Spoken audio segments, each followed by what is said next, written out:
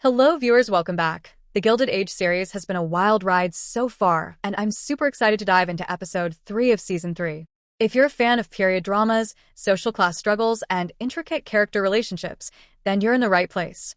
This episode promises to deliver even more drama, romance, and social commentary.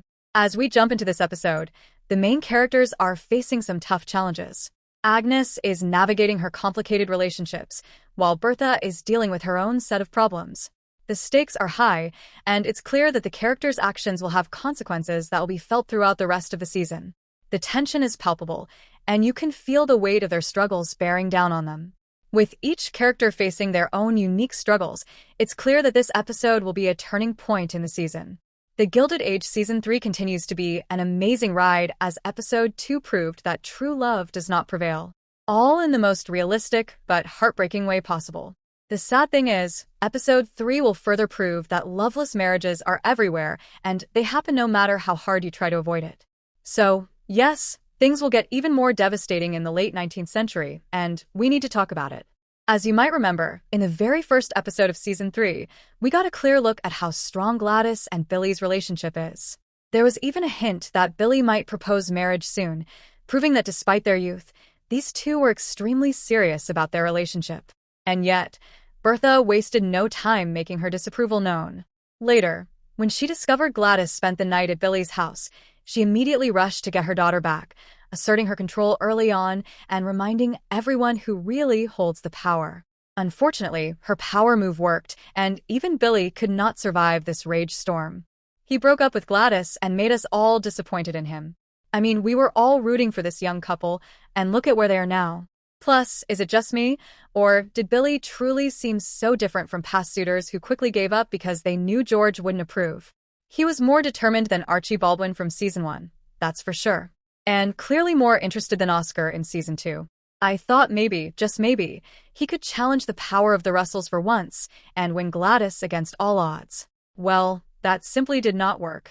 That being said, clearly Billy did not actually want to do that. In fact, the real reason for Billy's sudden decision is a chilling conversation between Bertha and Billy's mother.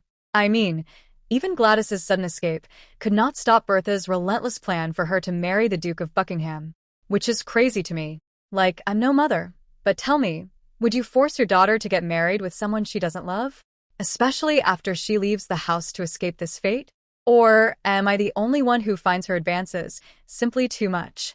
I mean, she went so far that she openly threatened that George could destroy Billy's future if he doesn't back off. I found this scene so gut-wrenching because it shows how ruthless Bertha can truly be willing to use any means to secure her daughter's future. And you guys know how much I truly love Bertha. So imagine my jaw dropping on the floor seeing her going this far. But let me know if you were as disappointed in Bertha as I was. Now feel free to fight me in the comments. But to me, Billy's fear and insecurity after this conversation made so much sense. He's too nervous to even approach George at a party they both attend. And he realizes that no matter how much he cares for Gladys, he can never match the Russells' wealth or influence. And you know what? It is true. Even if he manages to get married to Gladys one day, he will always be undermined by her parents. And honestly, no one deserves such belittling treatment. At one point in the episode, Billy arrives at the Russell household and breaks up with Gladys at the back door, leaving her stunned. Then when she goes back inside for dinner, she finds the Duke of Buckingham waiting. And with a lawyer by his side, no less. Clearly, our Duke is plotting some kind of a business or political maneuver, and things are much more complicated than a typical engagement. Don't worry.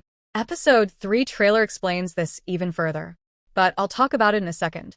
To no one's surprise, Bertha welcomes the Duke with open arms. But both George and Gladys look skeptical. The episode ends on that note, leaving us all hanging like, correct me if I'm wrong here, but to me Bertha's plan felt a bit flexible before, but now it seems like Gladys's future is being set in stone, whether she likes it or not. What makes all this even more interesting is the perspective that Sonia Warfield, who is the co-writer of this episode, has provided. In her recent interview with a Hollywood Reporter, Sonia said that this story isn't just about a family fight or a love triangle. She said that it's a battle over gendered power in Gilded Age society. In the end, Episode 3 of Season 3 of Gilded Age has been a thrilling ride, full of twists and turns that keep you on the edge of your seat. The main events of the episode have significant implications for the overall story arc of the season, and it's clear that the stakes are higher than ever. If you want to share your thoughts on episode 3, be sure to drop a comment below. I'd love to hear from you. Don't forget to check out my previous videos for more insights into the world of Gilded Age, and I'll catch you in the next one.